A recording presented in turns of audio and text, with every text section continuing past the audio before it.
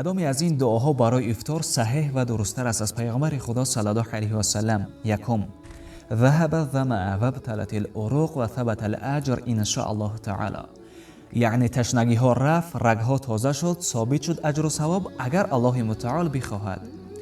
اما دعایی که مشهور زبان هاست، اللهم لک صمت بک آمنت و علیک توکلت و علی رزق افطرت، این دعا ضعیف است، صحیح نیست.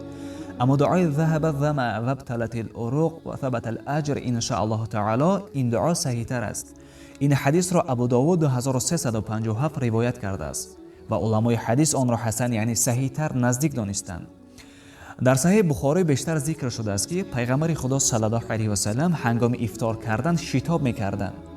پیش از نماز افطار میکردند با خرما یا آب. پیامبر خدا صلی الله علیه و سلم باز فرمودند مردم همیشه در خیر هستند تا وقتی که در افطار شتاب کنند. روایت بخاری. باز در بخاری اومده است که پیامبر خدا صلی الله علیه و سلم روزهشان را با خرمای تر میکشودند. اگر نمی بود با خرمای خوش، اگر این هم نمی بود با آب. حدیثایی هستند که دعای روزدار رد کرده نمی شود. همیشه با دعا باشید عزیزان. السلام علیکم و رحمت الله و برکاته.